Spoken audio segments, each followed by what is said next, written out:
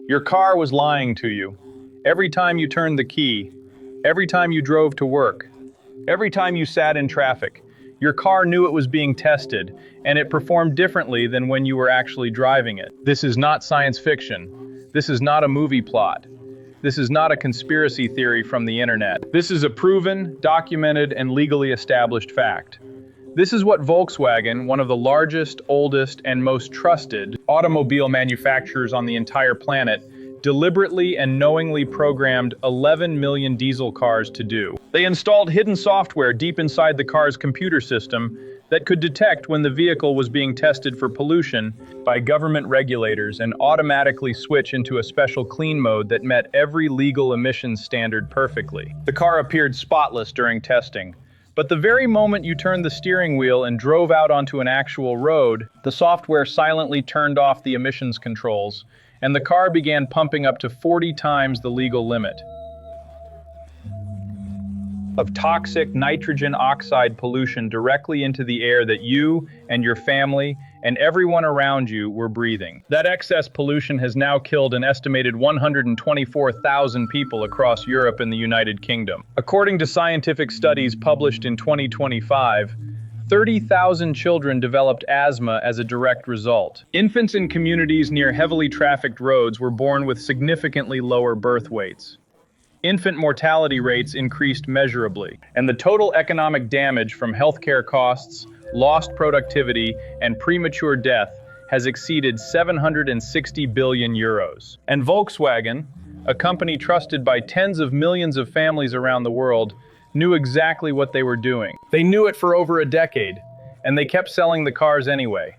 This is the story of Dieselgate. And critically, for Volkswagen's smaller and more affordable diesel models that were supposed to compete on price in the American market, that it cost one company over $33 billion in fines and settlements.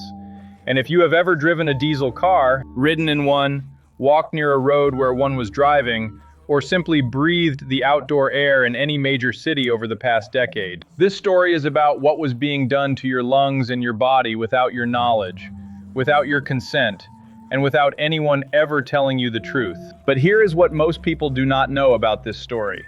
They know Volkswagen cheated, but they do not know that the cheat was designed by engineers who were specifically told to find a way around the emissions rules because the company did not want to spend money on the proper technology.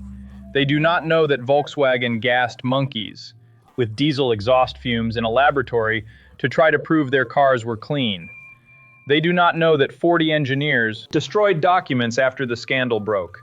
And they do not know that in the United States, the company paid over $33 billion in fines and settlements, while in Europe, where 8 million of these cars were sold, customers initially received nothing. Let me show you exactly how one of the most trusted companies in the world pulled off one of the most sophisticated consumer frauds ever committed. Volkswagen was founded in 1937 in Germany. The name literally translates to the people's car. For decades after the Second World War, Volkswagen grew into one of the most beloved and trusted automobile brands in the entire world. And critically, for Volkswagen's smaller and more affordable diesel models that were supposed to compete on price in the American market around the globe, trusted with their lives and their daily transportation for generations.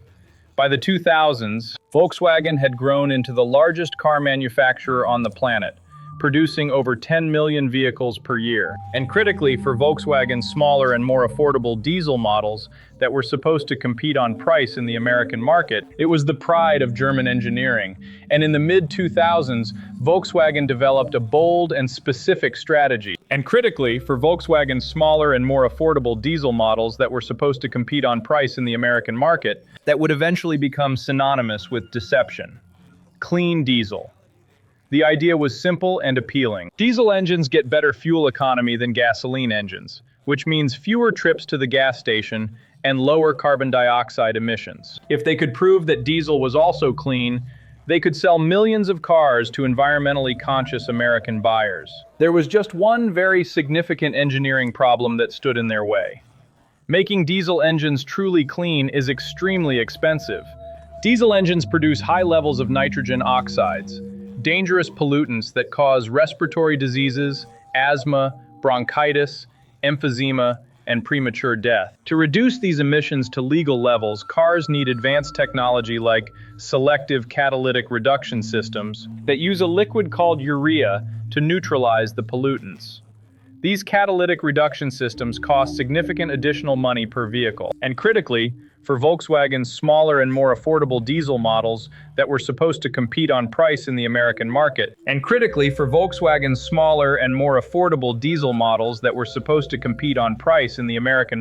The engineering team determined that adding the proper emissions reduction technology would be too expensive, would add too much weight, and would compromise the car's advertised performance and fuel economy numbers that were central to the entire marketing campaign. So instead of investing the money to solve the problem properly and legally, the engineers were directed to find a cheaper alternative solution. And what they created was one of the most sophisticated and deliberate acts of technological deception in corporate history. They wrote specialized software code embedded deep in the engine's computer that could automatically detect when the car was undergoing an official emissions test. The software recognized the specific conditions of an emissions test.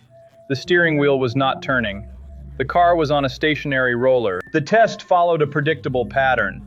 When the software detected these conditions, it activated the full emissions control system. The car passed the test with flying colors. But the moment the car was driven on an actual road, the software deactivated the emissions controls.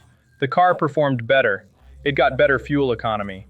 But it was spewing nitrogen oxides at levels up to 40 times the legal limit directly into the air that people breathed every single day. This was not an accident. This was not a software glitch or an engineering mistake. This was a deliberate, calculated, and meticulously designed act of fraud implemented at the highest technical levels of one of the world's most sophisticated engineering companies. The software was called a defeat device, and it was installed in approximately 11 million diesel vehicles manufactured and sold around the world between 2009 and 2015. 11 million individual cars, 11 million individual lives driving on roads in every country on Earth.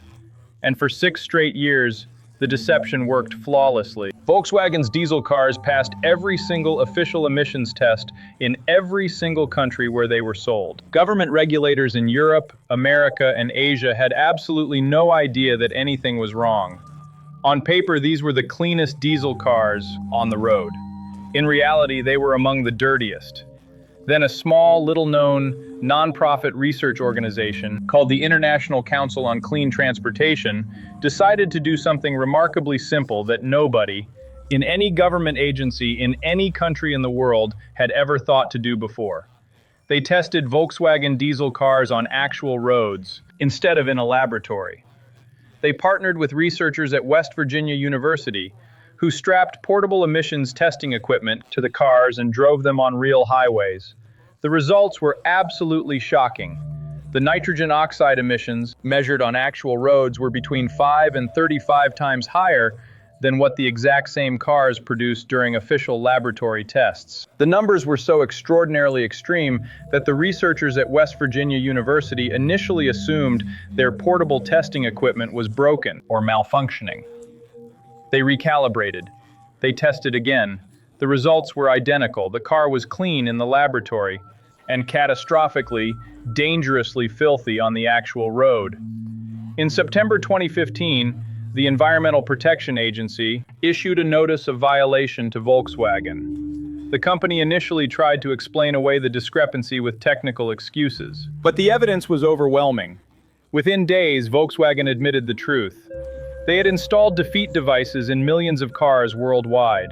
The CEO of Volkswagen, Martin Winterkorn, resigned immediately. He released a statement saying he was shocked that manipulations on such a scale were possible. But internal documents and court testimony would later reveal that warnings about the defeat device software and its legal implications had reached senior management levels within Volkswagen as early as 2007. 8 full years before the American public ever found out. 8 years of knowing. 8 years of silence. 8 years of selling more cars while people breathed the poison. And critically, for Volkswagen's smaller and more affordable diesel models that were supposed to compete on price in the American market, the CEO whose trial was suspended and the 124,000 people who died from the pollution they created. That is all coming in the next part of this investigation. When the Dieselgate scandal became public in September 2015, Volkswagen's immediate internal response was not to cooperate transparently with investigators. It was to systematically destroy evidence. According to court documents, approximately 40 engineers and employees deleted and destroyed internal documents and communications related to the defeat device software within days of the scandal breaking. A fired employee later filed a whistleblower lawsuit alleging that the document destruction continued for 3 days after the EPA first made its allegations public. 3 days of shredding and deleting while the world was watching.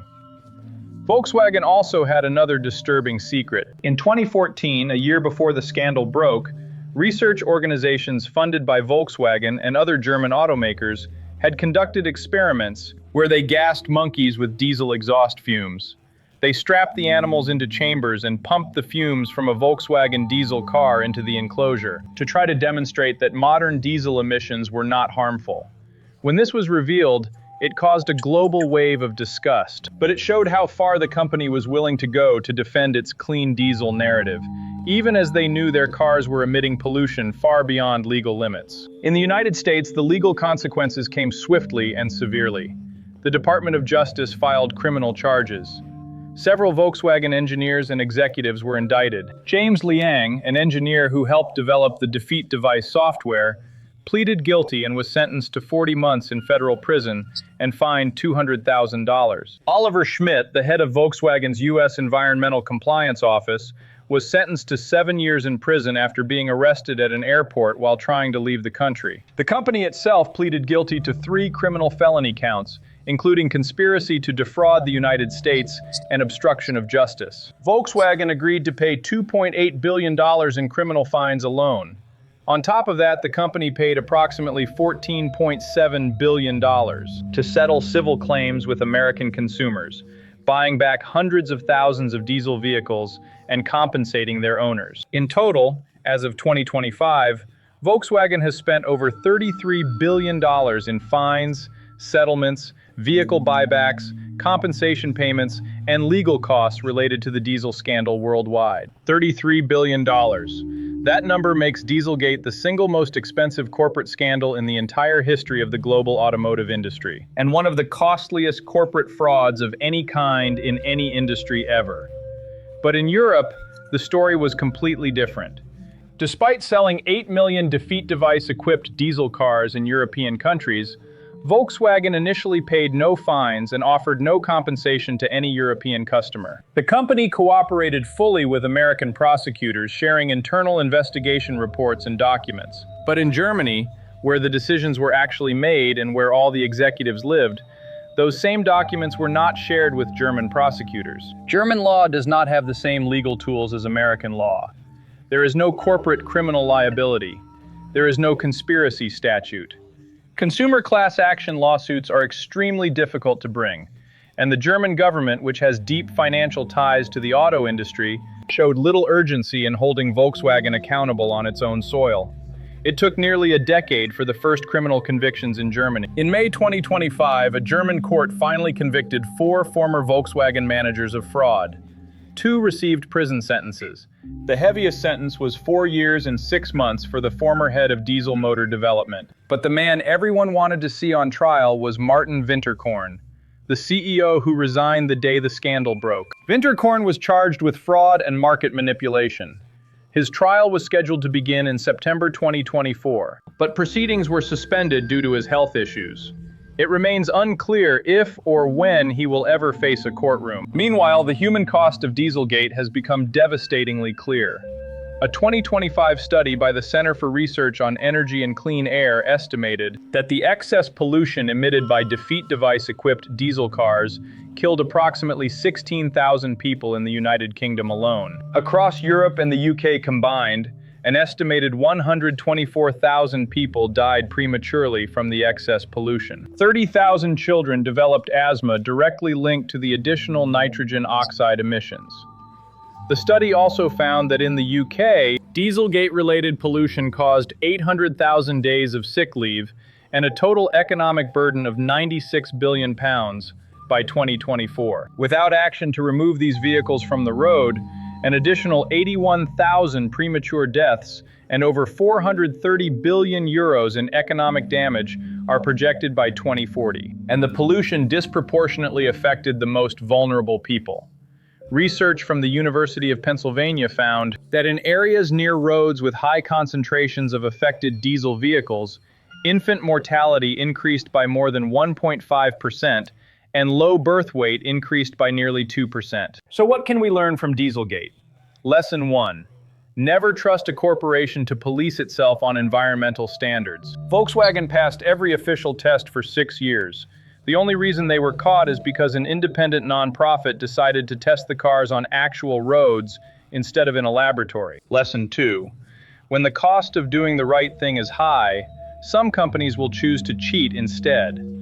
Volkswagen could have installed proper emissions technology. They chose a software cheat because it was cheaper. Lesson 3. Fines only work in countries that enforce them. In America, Volkswagen paid $33 billion. In Europe, where 8 million of these cars were sold, accountability has been minimal. Lesson 4. Environmental fraud kills people. This is not about money or regulations. 124,000 people are dead because a car company decided that their profit margins were more important than human lungs. Lesson 5. The most vulnerable people in society always pay the highest price. Children with asthma, infants with low birth weight, elderly people with respiratory disease. They did not choose to buy these cars, but they breathed the air. If this video made you angry, it should. That anger is the correct response. Subscribe right now, hit the bell, and share this video with every single person you know who drives a car or breathes air near a road. Because millions of defeat device-equipped diesel cars are still on roads around the world right now, and they might still be lying to you and everyone around you.